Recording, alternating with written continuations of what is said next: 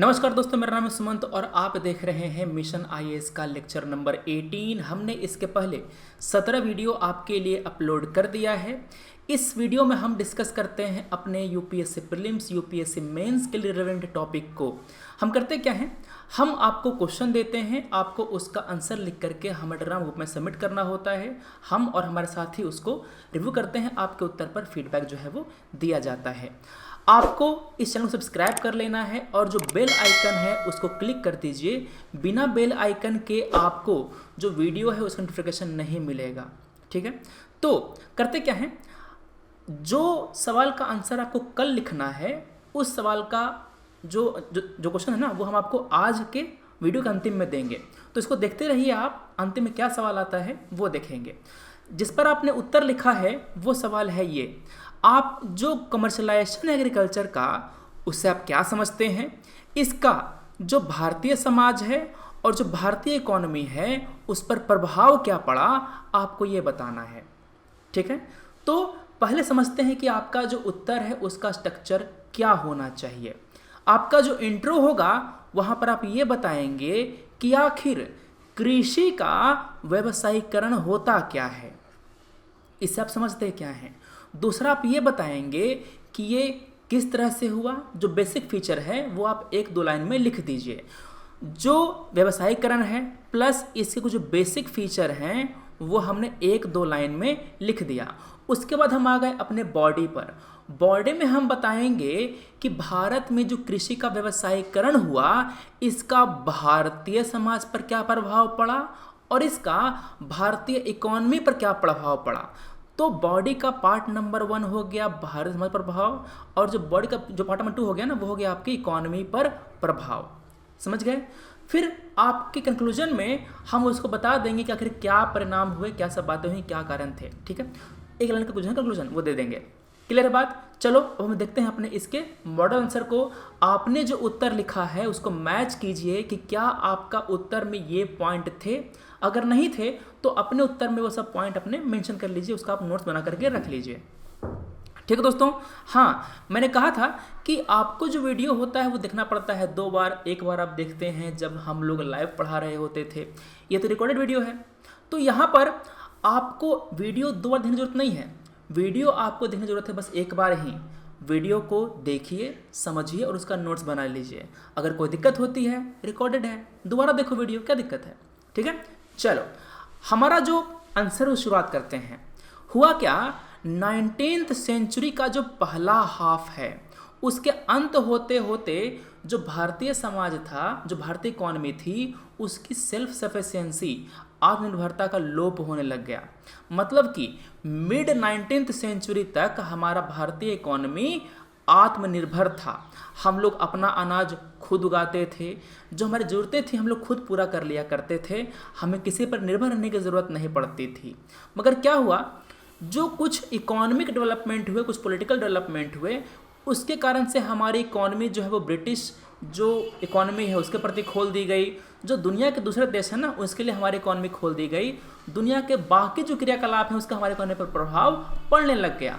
For example, जब American civil war चल रहा था तो अमेरिका के जो कॉटन ग्रोवर्स हैं, जो खेती करते थे कपास की, उन्होंने कॉटन भेजना बंद कर दिया ब्रिटेन में। और ब्रिटेन चल रहा था वहाँ पर औद्योगिक क्रांति, जो औद्योगिक क्रांति चल रही थी तो कॉटन कहाँ से लाएं, तो उन्होंने फिर भारत का रास्ता देखा। यहाँ पर हमने चुना कि हाँ जो दक्कन वाले हैं कपास उपजाओ, हमको भेजो। ठीक है, तो कई सारे जो कारक थे उनके वजह से हमारा जो कृषि है उसका व्यवसायीकरण हुआ। 1860 के बाद जो ट्रेडिशनल आइसोलेशन है गांव का, गांव पहले अलग थलग रहता था, अपना जो है ना अपनी डपला बजाना वो था। मतलब कि हमें किसी पर निर्भर नहीं रहना है, सारी ज़रूरतें मोची से लेके लोहार तक के धोबी, सब जो भी ज़रूरतें थी ना, फसल का, खाने पीने का, सब हमारा गांव में ही पूरा हो जाया करता था। जो एग्रीकल्चर है ये ट्रांसफॉर्म हो गया सबसिस्टेंस से एक्सपोर्ट की ओर। सबसिस्टेंस का मतलब ये होता है ना कि हम लोग जीवन यापन करने के लिए खेती करते हैं। एक्सपोर्ट मतलब क्या हो गया, इसका मतलब ये होगा कि अब हम निर्यात करने के लिए खेती करेंगे। अब हमारा मेन काम होगा पूंजी बनाना, पैसे कमाना। ठीक है, अब पैसे बनाने के लिए हमने वैसे फसल निर्माण किया जो हमें पैसे दे दें। ठीक है ना, पैसे कमाने के लिए हमने वैसे फसल उगाना शुरू किया जो हम पैसे दें, उसे हम कहते हैं कैश क्रॉप। वैसा क्रॉप जिसको हम खाने के लिए नहीं बेचने के लिए उपजाते हैं उसको हम कहते हैं कैश क्रॉप। ठीक है, तो यहाँ पर जो एग्रीकल्चरल क्रॉप्स हैं, गुड्स हैं, इसको हम प्रोड्यूस करते हैं मार्केट में बेचने के लिए, ना कि खुद के कंज्यूम करने के लिए। ये सिंपल सा डिफिनीशन है कृषि के व्यवसायीकरण का। अब हम देखेंगे क्या फैक्टर रिस्पॉन्सिबल थे कृषि के व्यवसायीकरण के पीछे। ठीक है दोस्तों, यहाँ पर जो बातें हमारे आंसर में नहीं आएंगी उसको हम लिख देंगे ज्ञानार्जन, आपके अपने नॉलेज के लिए है ये वाला। क्या सवाल में पूछा था फैक्टर? नहीं पूछा था, तो हमको नहीं लिखना है अपने उत्तर में। सिंपल डिफाइन कीजिए और क्या प्रभाव पड़ा समाज पर, इकोनॉमी पर, ये लिख दीजिए। ये कारक हमने दिया है ना कि अगर यूपीएससी वाला घुमा का सवाल पूछ दे कि भारत में जो कृषि का व्यवसायीकरण है उसके पीछे क्या प्रभाव था, क्या कारक जिम्मेदार थे, तो उसका आंसर आप दे पाएँ। ठीक है, कोई दिक्कत है तो आपके पास पूरी नॉलेज हो, इसलिए हम आपको यहाँ पर ये बातें बता दे रहे हैं। मैंने क्या बताया था? ब्रिटिश लोग थे अलग अलग ग्रुप में बटे हुए। पहले थे यूटिलिटेरियन, दूसरे थे ओरिएंटलिस्ट। जो यूटिलिटेरियन थे ना, ये पूरी तरह से कॉलोनियल माइंडसेट के थे। वो भारत को पूरी तरह से, जो ब्रिटिश इकोनॉमी है ना, उसके नीचे रखना चाहते थे। मतलब कि जो ब्रिटिश इकोनॉमी है, ब्रिटिश इकोनॉमी के लिए ही भारतीय इकोनॉमी जिएगी मरेगी, उनका ये पर्पस था। तो क्या किया, यहाँ पर वन वे ट्रेड पॉलिसी या फिर फ्री ट्रेड पॉलिसी अपनाई। मतलब कि जो माल विदेश से, जो माल लंदन से यहाँ पर आएगा उस पर कोई टैक्स नहीं, मगर जो माल भारत से विदेश में जाएगा उस पर खूब टैक्स लगाया जाता था। ठीक है, जो भारत का इकोनॉमिक कॉलोनाइजेशन है वो होना शुरू किया और हम लोग रॉ मटेरियल के सप्लायर बन गए। जब ब्रिटेन में औद्योगिक क्रांति शुरू हुई तो किससे शुरू हुई? वो शुरू हुई थी टेक्सटाइल से। जब पढ़ेंगे ना वर्ल्ड हिस्ट्री में आप औद्योगिक क्रांति, तो पढ़ेंगे कि यह शुरू हुआ था टेक्सटाइल से। इसके लिए चाहिए कपास, है ना। कपास का साधन था पहले यूएसए, मगर यहाँ चल गया सिविल वॉर और ब्रिटेन के खिलाफ ही चल गया सिविल वॉर, तो कपास देना बंद कर दिया यूके को और यूके फिर हमसे कपास लेने लग गया। इसी कारण से उस साल दक्कन के जो मजदूर थे, दक्कन के जो किसान हैं, उन्होंने खूब कपास उपजाया।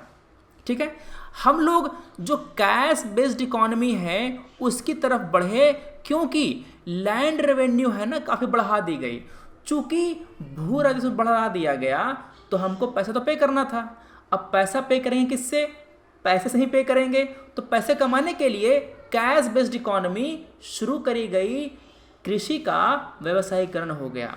मगर यह तर्क थोड़ा सा गलत देखा जाता है, चूंकि अरे जब आप कैश क्रॉप को बेच के पैसा कमा सकते हैं तो आप अनाज बेच के भी तो पैसा कमा सकते हैं। तो वही उपजाइए, अनाज ही उपजाइए, क्या जरूरत तंबाकू उपजाने का? समझ रहे हो बात? तो ये जो तर्क है उतना बैठता ठहरता नहीं है, मगर तर्क तो तर्क है, दिया है तो मानना पड़ेगा। ठीक है ना। अब जो भारतीय इकोनॉमी थी वो काफ़ी इंटरलिंक्ड हो गई थी आपस में और दूसरे देशों के मार्केट के साथ। इंटरलिंक्ड मतलब कि जो प्रभाव महाराष्ट्र में पड़ रहा है उसका प्रभाव हमको देखने को मिल रहा है बंगाल में। ठीक है ना।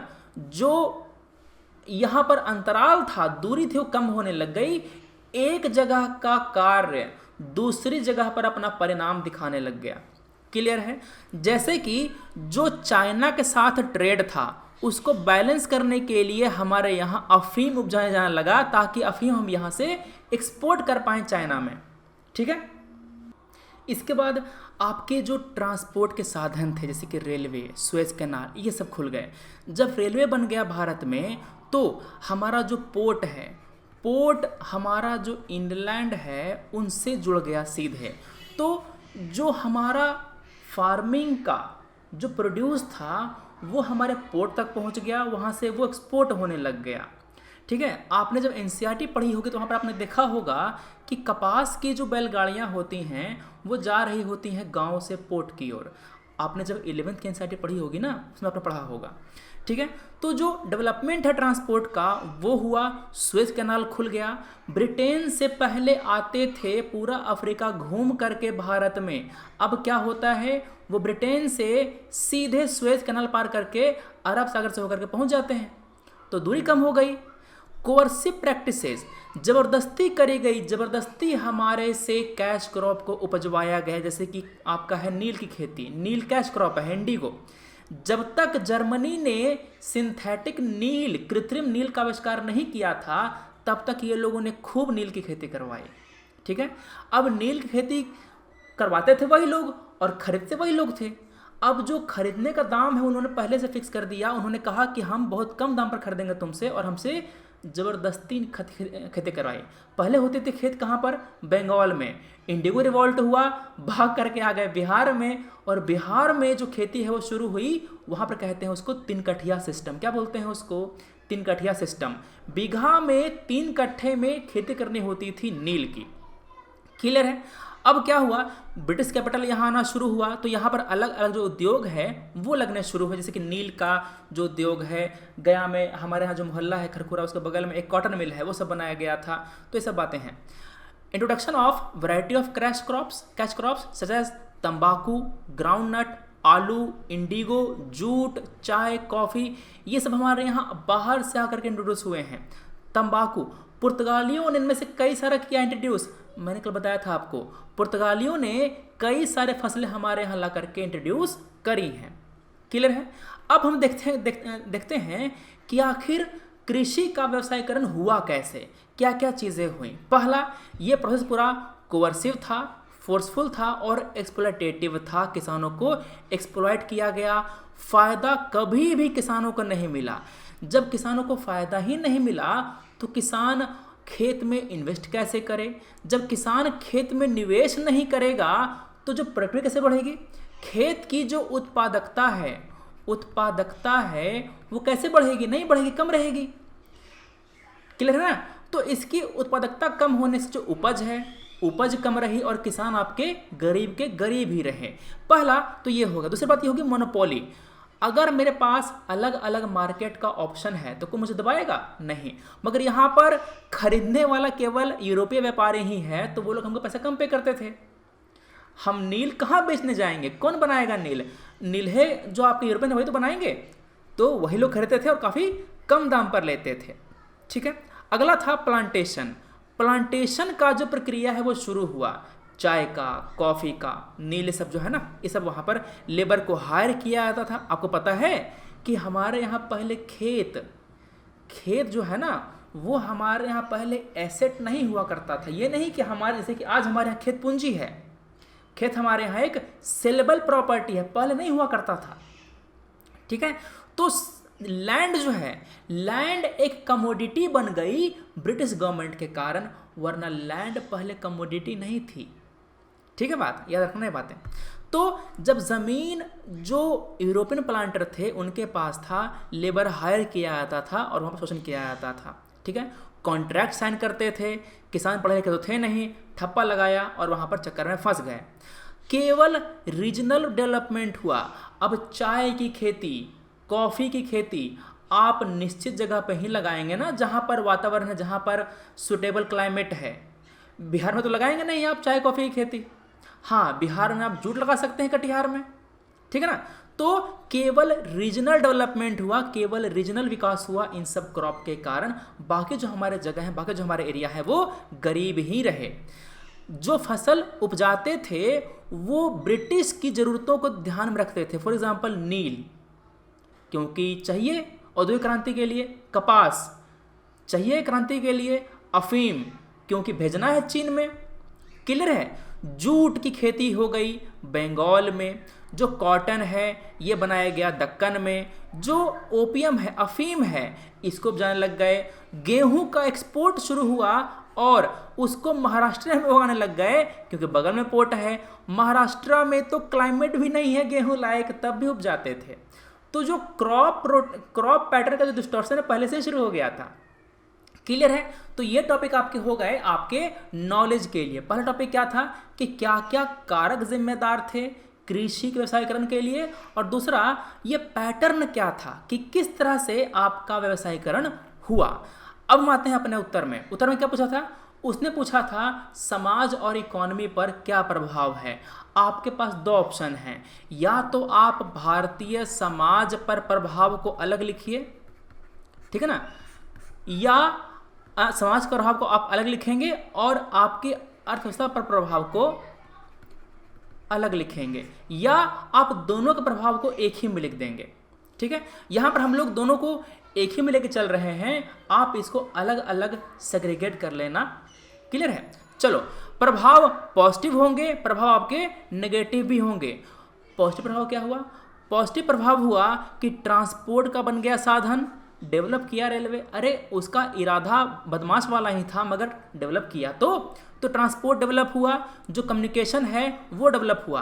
रोड बन गया बॉम्बे से आगरा के बीच में, और ग्रांड ट्रक रोड एक्सटेंड किया गया बनारस से दिल्ली की ओर। इससे क्या हुआ? जो एग्रीकल्चर कमोडिटी है ना, वो जल्दी जल्दी ट्रांसपोर्ट होने लग गई, उसका ट्रांसपोर्टेशन आपका तेज हो गया। भारतीय जो व्यवसायी हैं, ट्रेडर्स है ना, उनको फायदा हुआ क्योंकि ये बन गए बिचौलिए। किसान से ये लोग खरीदते थे, जा करके ब्रिटिश को जा करके बेचते थे। क्लियर है? तो उन्होंने खूब पैसे कमाए यहाँ पर बीच में चले काम करके। अब आते हैं हम लोग नेगेटिव कॉन्सिक्वेंस में। पहली बात ये कि जो आपका यूनियन था कृषि का और हैंड बेस्ड इंडस्ट्री का, वो नष्ट हो गया। जूट उपजाया, जूट का जो सन निकलता है, रेशा निकलता है, उससे रस्सियाँ बनती हैं, दूसरे आर्टिकल्स बनते हैं। तो आपका जो खेती में लोग जुड़े हुए हैं, उनके काम की वजह से जो आपका ट्रेडिशनल इंडस्ट्री है, जो आपके आर्टिसन से कारीगर हैं, उनका भी घर चलता था। मगर यहाँ पर क्या हो गया? अब आप जूट को एक्सपोर्ट कर दे रहे हैं, इनको जूट नहीं मिल रहा, तो कैसे तो चलेगा धंधा? नहीं चल पाया। तो दिस यूनियन वाज डिसरप्टेड। काफ़ी सारे मिलियंस ऑफ वर्कर, लाखों कारीगर, लाखों मजदूर बेरोजगार हो गए। चूंकि बेरोजगार हो गए तो उनके पास जो खेती थी उस पर डिपेंडेंट हो गए। जो पॉपुलेशन प्रेशर है, पॉपुलेशन प्रेशर जो है ना, वो बढ़ गया कृषि के ऊपर। क्लियर है? अब क्या हुआ? जो ढाका, सूरत, ये सब जो आपके पहले चमकते हुए शहर थे, वो धीरे धीरे क्या हुए? खत्म हो गए। ठीक है ना? जो आपके जो होते ना मतलब महीन महीन कपड़े, ब्रिटेन की जो है ना फैक्ट्री, वहाँ पर मोटे खद्दर बना करते थे, हमारे यहाँ काफ़ी महीन बना करते थे, रेशम के, जो कपास हैं उन सब के। तो काफ़ी वहाँ पर वो लोग फेवर किया करते थे, काफ़ी वहाँ पर लोग पसंद किया करते थे। अब क्या हुआ? किसान अपना जो उपज है वो तुरंत बेचने लग गया। नील को तुरंत बेचने लग गए, कॉफ़ी को, चाय को। चाय की पत्ती रखेंगे तो क्या होगा? खराब होगा या फिर उसका वजन कम जाएगा, है ना? तो उसको वो लोग तुरंत बेचने लग गए। यहाँ पर बोलते हैं डिस्ट्रेस सेल। डिस्ट्रेस सेल बोलते हैं, मतलब कि मजबूरी में फसल को बेचना। इससे हुआ क्या? उसको सही दाम नहीं मिलता था। जो दाम फसल के तुरंत बाद मिल रहा है वही लेना पड़ेगा हमको, क्योंकि ये स्टोरेज का साधन नहीं है। स्टोरेज का हमारे पास साधन नहीं है ना, तो ये समस्या हो गई। अब जब सभी किसान ने फसल काटा, मार्केट में ले गए, तो फसल का सप्लाई बढ़ गया। चूँकि सप्लाई बढ़ गया एट एन इंस्टेंट, तो प्राइस क्रैश हो गया। किसान को उसका नहीं मिला मुआवजा, जो अच्छा मुआवजा जो मतलब जो उनको मिल सकता था। अगर वही फसल को अगर आप वो स्टोर करते, बाद में बेचते, अच्छा दाम मिलता। ठीक है ना? तो हुआ क्या? पहली समस्या ये हुई। दूसरी समस्या ये हुआ कि हमारे जो फूड स्टोरेज है ना, फूड की कमी हो गई हमारे यहाँ। इसी कारण से जब अकाल पड़ा तो हमारे पास खाना नहीं था, लाखों लाख लोग मर जाते थे। जो फूड की स्कार्सिटी है, कमी के कारण कई सारे जो अकाल है ना, वो पड़े वहाँ पर। ठीक है? दूसरी बात, आपको जब कैश क्रॉप उपजाना है तो आपको चाहिए होता है अलग तरह के बीज, आपको चाहिए होता है अलग तरह के रिसोर्सेज। तो उसके लिए आप लोन लेंगे साहूकारों से, वो देगा आपको हाई ब्याज पर लोन। अब ब्याज आप चुका नहीं पाएंगे तो आपका जो ज़मीन है वो कब्जा लेगा, और आप फिर लैंडलेस लेबर बन जाएंगे, और आप और गरीबी में फंसते चले जाएंगे। दूसरी बात क्या हुई कि जो इंडियन इकोनॉमी है, ये जो पूरा सेल्फ सफिशिएंट था, उसका हो गया पॉपुलेशन, ये निराश्रय हो गया। अब हम दूसरे पे डिपेंडेंट हो गए। जैसे ही सिविल वार यूएस में ख़त्म हुआ, वैसे ही वहाँ से कपास का एक्सपोर्ट था ना, दोबारा शुरू हो गया। वहाँ से कपास का एक्सपोर्ट दोबारा शुरू हो गया और हमारा डिमांड घट गया। हमारे किसानों ने जो लोन लिया हुआ था, अरे अब तो खूब जाएंगे कपास, पैसे फंस गए उनके। ठीक है ना? वैसे ही जब नील डेवलप होगा सिंथेटिक, तो हमारा डिमांड खत्म होगा नील का। जो हमारा नेचुरल नील है कौन खरीदे अब? तो और एक बात और, नील से आपका जो है ना मिट्टी वो और ख़राब होती है, अनुर्वर हो जाती है। क्लियर है? तो यहाँ पर ये बातें हुई। अब जब गरीबी बढ़ी तो वहाँ पर रिवोल्ट पैदा हुए, पीजेंट रिवोल्ट खूब हुए। ठीक है ना, जो किसान है, मजदूर के द्वारा रिवोल्ट है ना, वो खूब हुए। तो ये हुई बात है हमारा पार्ट। अगला है जो कंक्लूजन है, उसमें क्या लिखेंगे?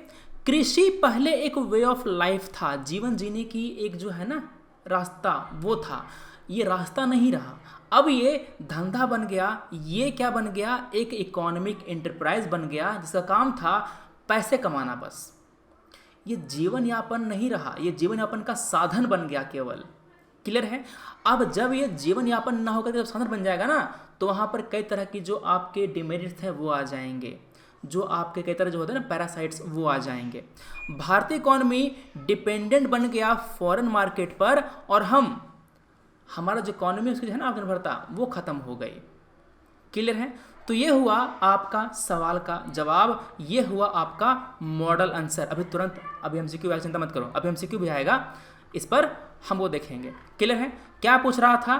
पूछ रहा था कि भारतीय कृषि के आपका जो व्यवसायीकरण से क्या समझते हैं, मैंने पहले बता दिया। फिर जो समाज पर आपका जो इकोनॉमी, इस पर क्या प्रभाव पड़ा, हमने उसको बता दिया, फिर हमने उसको कंक्लूड कर दिया।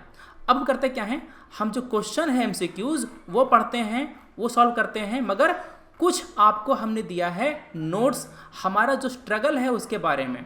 जैसे कि बिफोर 1857 में कौन कौन से रिवोल्ट हुए, हमने आपको ये दिया। देखो यहाँ पे जो आपका ईस्ट इंडिया है वहाँ पर हुआ सन्यासी रिवोल्ट, चुआर और हो राइजिंग, कोल अपराइजिंग, संथाल, पागलपंथी, फरेजी। आपका जो पश्चिम भारत में हुआ भील और रामोसी, जो दक्षिण भारत वहाँ हुआ आपको होता है पोलीगार। ये सारे रिवोल्ट हुए थे क्रांति के पहले। क्रांति के बाद हुए नील विद्रोह, Pabna, Deccan riot, no revenue movement और चंपारण सत्याग्रह 1917 में। ठीक है?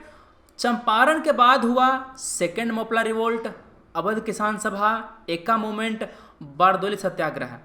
ठीक है? और वर्ल्ड वॉर 2 के दौरान और उसके बाद हुआ क्या, जो कांग्रेस के मंत्रालय बने थे राज्यों में, उन्होंने काफ़ी सारा जो रिफॉर्म है वो किया था। Faizpur Congress session, all India किसान कांग्रेस ये हुआ, और जो तेभागा मूवमेंट है ना वो हमको देखने को मिलता है। ठीक है? तेलंगाना विद्रोह और जो वर्ली विद्रोह है हमको देखने को मिला पश्चिमी भारत में। ठीक है दोस्तों, चलिए अब हम देखते हैं अपने सवालों को। हमारा जो पहला सवाल है वो है सन्यासी रिवोल्ट के बारे में। सवाल कह रहा है जो अकाल पड़ा था 1770 का और जो इकोनॉमिक पॉलिसी अपनाई गई थी ब्रिटिश के द्वारा, क्या उन्होंने ढकेला सन्यासियों को ब्रिटिश के खिलाफ विद्रोह करने के लिए? दूसरा, जो आनंद मठ है जो कि एक उपन्यास है बंकिम चंद्र जी के द्वारा, क्या ये बेस्ड था सन्यासी रिवोल्ट पर?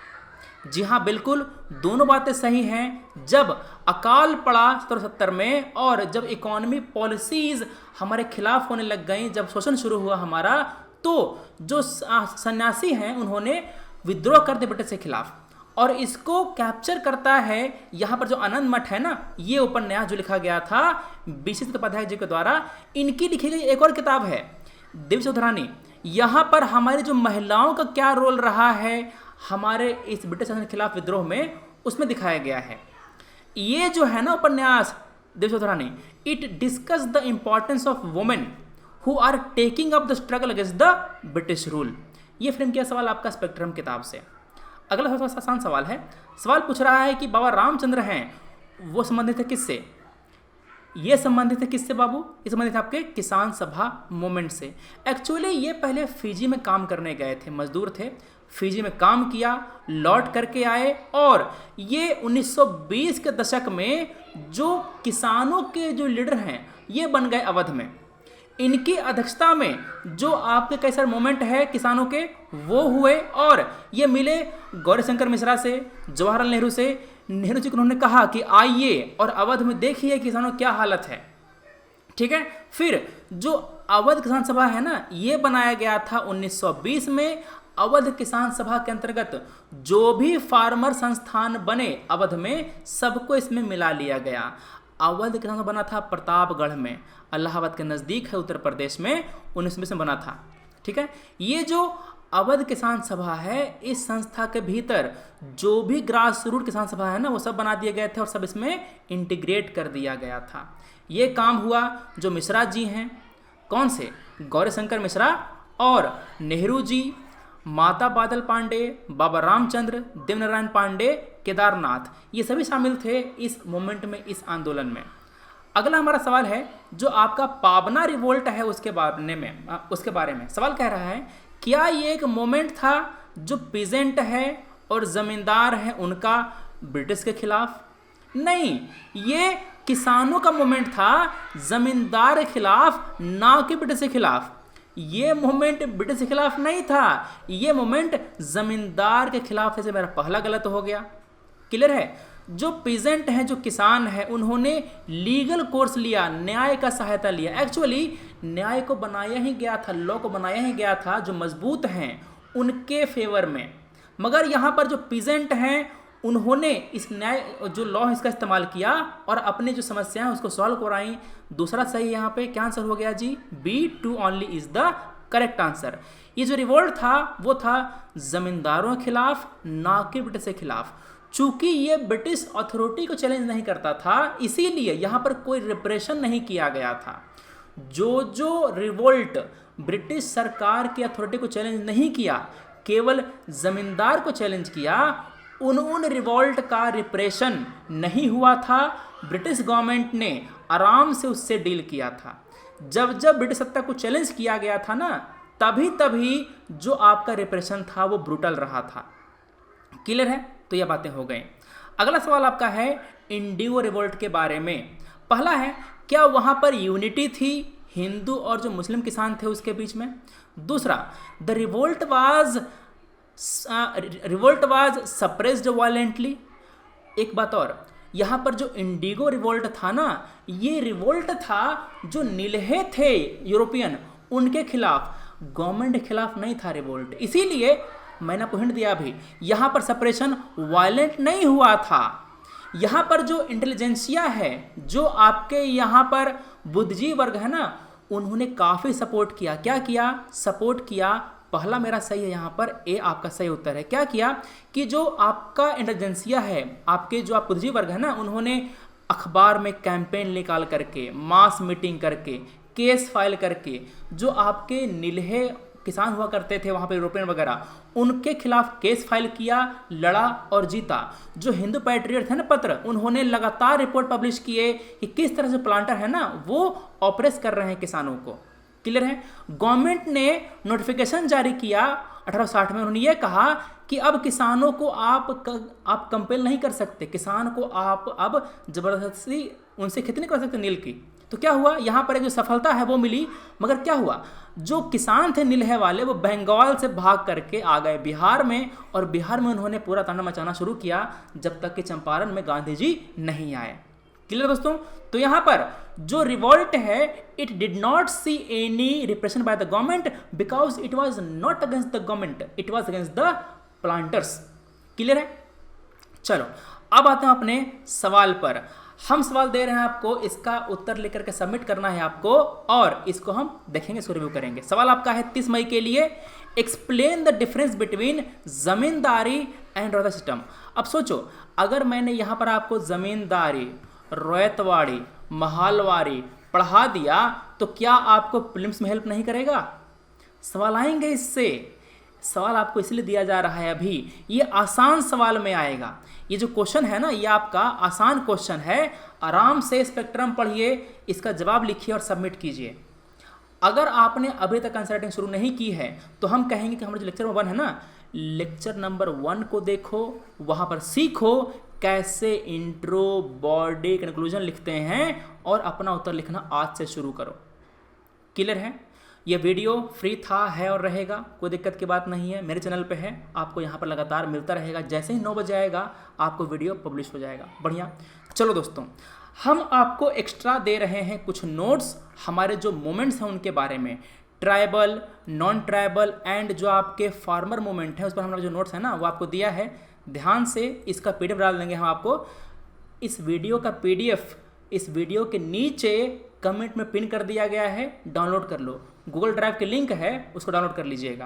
क्लियर है। सन्यासी रिबेलियन, जो आपका कंबोटम है, पाइका रिबेलियन, सबके बारे में हमने आपको जो जानकारी है दे दी है कि यहाँ पर मेन कारक क्या थे और जो पूरा मूवमेंट का कोर्स है और कॉन्सिक्वेंस क्या हुआ, ये बातें हमने आपको टेबल फॉर्म में दिया है। कौन से एरिया थे, किस साल हुआ, सब ये पूरा का पूरा नोट्स फॉर्म में है। आपको बस यहाँ पर एक बार पढ़ लेना है। ठीक, चलो। तो आपके जो पाइक रिवोल्ट हैं, फिर जो वेलुथम्पी का रिवोल्ट है, सब बातें हमने यहाँ पर डिस्कस करी हैं। ठीक है, तो ये बातें हो गई। राव भारमाल, रामोसी विद्रोह, कित्तूर राइजिंग, यहाँ पर संबलपुर वाला जो है, सतारा डिस्टर्बेंस वाला है ना, सब बातें हमने यहाँ पर डिस्कस करी हैं। फिर आपका आएगा बुंदेला रिवोल्ट, गडकरी रिवोल्ट, जो सतवादी रिवोल्ट है, नीचे राजू रेबेलियन, पालाकोंडा आउटब्रेक, ये सब बातें डिस्कस करी हैं हमने।